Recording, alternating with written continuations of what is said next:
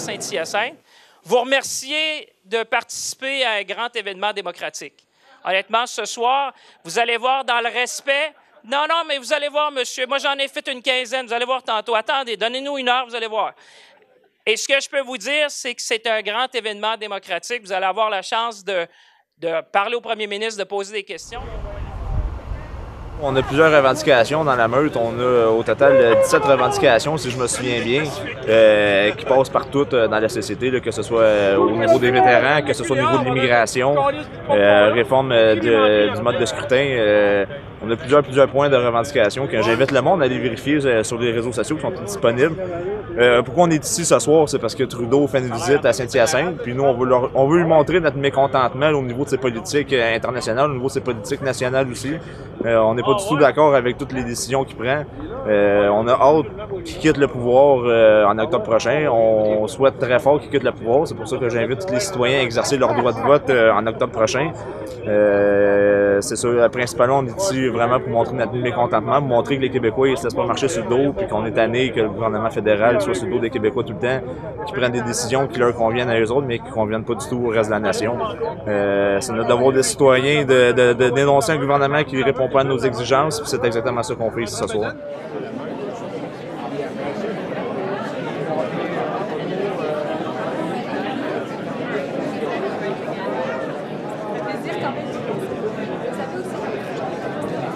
Alors, sans plus tarder, je vous présente le député de Papineau et votre premier ministre du Canada, M. Justin Trudeau.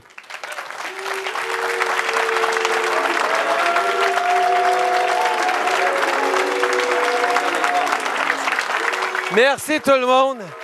Merci d'être ici ce soir dans un exercice profondément démocratique. Il n'y a rien de plus. Il y a des gens qui rient ce soir, c'est le fun, on est de bonne humeur. On est ici pour faire quelque chose qui est à la base de notre démocratie, de poser des questions à nos représentants, à notre représentant, comprendre un peu nos réponses, comprendre un peu ma façon de penser, comprendre aussi comment on va travailler ensemble pour créer un monde meilleur. Surtout au niveau de l'immigration, nous, on demande que l'immigration soit ajustée selon des rapports qui sont faits, qui sont effectués sur la demande du marché, sur la demande vraiment du Québec puis du reste du Canada. On veut pas cesser l'immigration, pas du tout, comme plusieurs personnes le prétendent. Nous, on veut vraiment l'ajuster puis qu'il y ait une immigration qui réponde à nos besoins de nation. Illégal. Exactement. Ensuite de ça, on a l'aide aux vétérans depuis certains mois qu'on en parle dans les nouvelles. L'aide aux vétérans, nous, c'est très important. C'est des gens qui ont défendu la nation. On veut que ces gens-là y aient l'aide puis les ressources qu'ils ont besoin pour pouvoir finir leur vie et être assistés dans leur fin de vie à la suite de leur combat.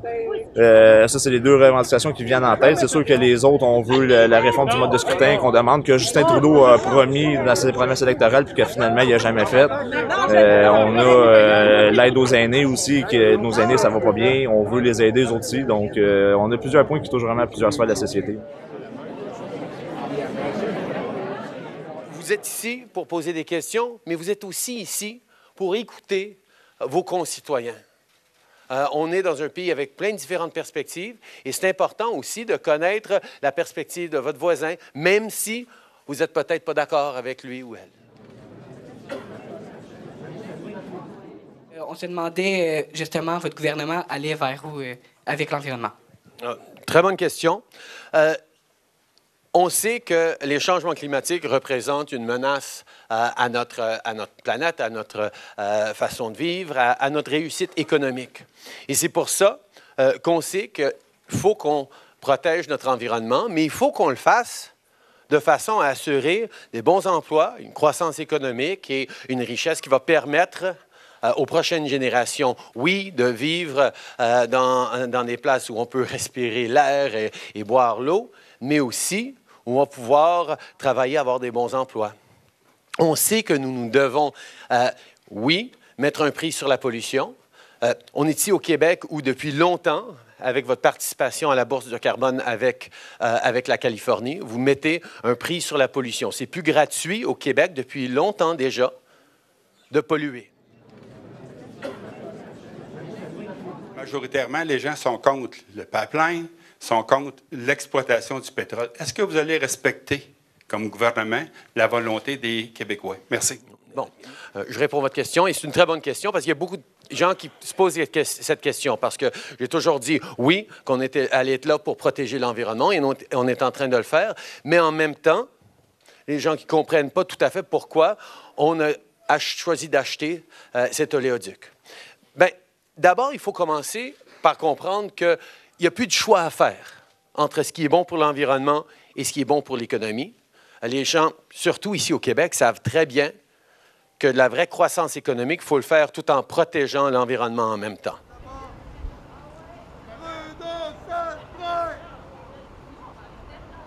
On a aussi un point qui parle du respect des Premières Nations, principalement au Québec, puisqu'on est un groupe québécois, mais que ce soit au reste du Canada, on apporte notre support aux Premières Nations. Ils ont des droits acquis, ils ont des endroits qui leur appartiennent, ils ont des zones qui leur appartiennent, puis je pense qu'il faut respecter ça. C'est la moindre des choses, on leur doit ça absolument, puis il faut respecter ça.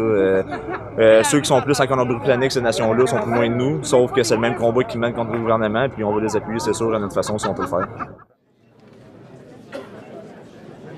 Alors, on sait que la seule façon de bâtir des gros projets maintenant, c'est en partenariat avec les peuples autochtones, dans le respect, dans l'écoute et dans le partenariat. Or, on est en train de faire quelque chose de nouveau. C'est sûr qu'il y a 100 ans, il y a 30 ans, il n'y avait pas de processus de consultation ou de partenariat avec les peuples autochtones. On est en train de le développer.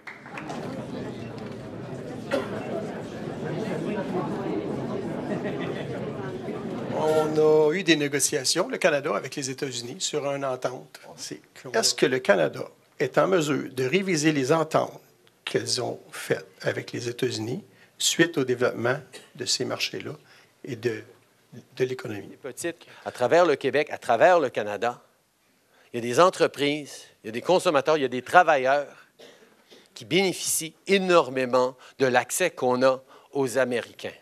Alors, on va travailler avec les agriculteurs, avec les producteurs laitiers, avec les producteurs de volailles pour déterminer c'est quoi la compensation nécessaire et on va vous le donner. C'est essentiel qu'on ait du libre-échange avec les États-Unis pour l'économie canadienne.